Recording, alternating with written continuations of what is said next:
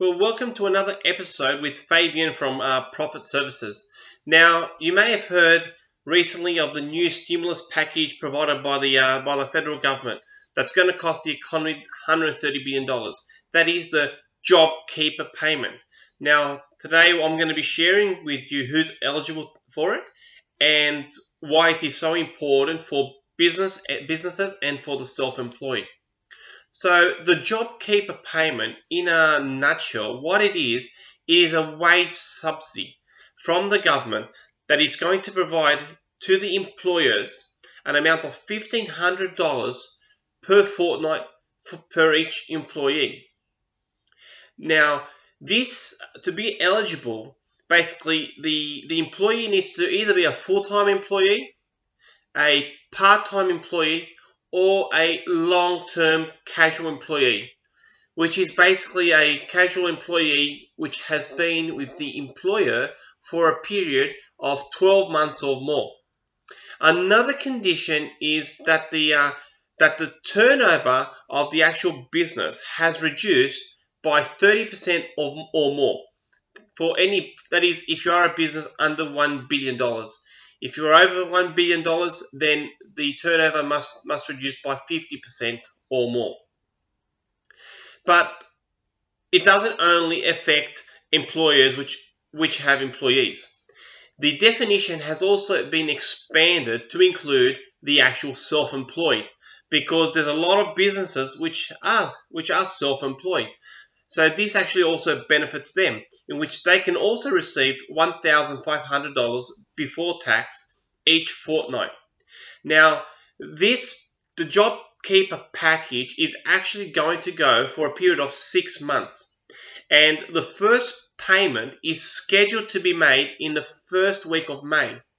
But it's going to date back to when the announcement was released, which was the 30th of March 2020. Now, basically then, I'm just going to give you a couple of situations and explain to you what the outcome's going to be from an employer's perspective. So, let's say you have employees and they're working as per normal and they're earning more than $1,500. What happens then? Well, what happens in that case is that the employer will still pay the employee the normal amount. So let's say they earn $3,000 per fortnight.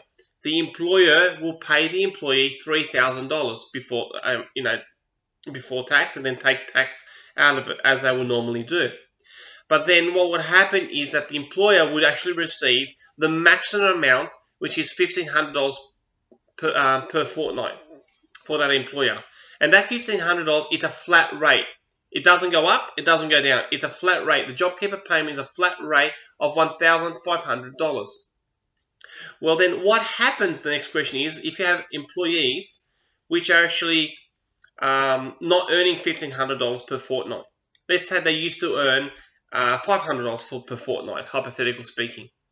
Well, if an employee would normally earn, let's say, $500 per fortnight, now because of the JobKeeper payment, the employer must pay that employee $1,500 before tax, because the government is still going to provide the employer with $1,500. See, this JobKeeper payment, it is all designed to basically make sure the employer cannot make any money. So whatever it receives, it has to make sure that that amount of money has to get paid back to the employee. I suppose the third situation is, what happens if you have to stand down staff? Well, if you've had to stand down staff, what happens still is that the employer will still receive the $1,500 per fortnight for that employee. And then the employer needs to pay that $1,500 before tax back to the employee. But if they've been stood down, basically, there is no superannuation. So basically what we're saying is that there is no superannuation entitlement on the $1,500 wage subsidy. Now, for superannuation, the standard rules will apply. The super on the 9.5% on ordinary time earnings. Now, why is this, I suppose, really, really important? Well, because we know that this COVID-19 virus situation it has a finite period of time. Now, we don't know how long it's going to last. We don't know if it's going to last 3 months, 6 months, or beyond. But why this is so important is that when it is over, businesses are going to go back to normal, or maybe the new normal, because in my opinion, things will pick up, but will pick up at a slower pace. But this is really important because if the JobKeeper payment wasn't around, then employers would be forced to basically let go of employees for good, and then employees would look for other roles in the meantime. And then what would happen is business starts moving back to normal, and the employers need to recruit staff, which then obviously you got the interviews, recruiting the staff, you're going to be doing the training, and all this takes time and obviously costs a lot of money, as like tens of thousands of dollars actually costs when you factor all the training and all the time delays and the inefficiency with the new staff. But by having the JobKeeper payment, it allows the employer to retain their staff. So when the business does go back to normal, well, then they can have their staff back, and their staff already have the skills, they already have the knowledge, they already have the intelligence inside the organization.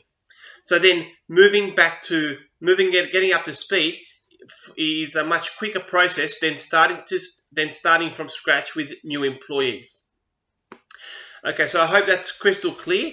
My name is Fabian Yaniello from Profit Services, where we help businesses optimize their profit and their cash flow. And if you enjoyed this video, you can see more videos at www.profitservices.com.au. Also, if you know anyone who will find this information useful, please share this video on.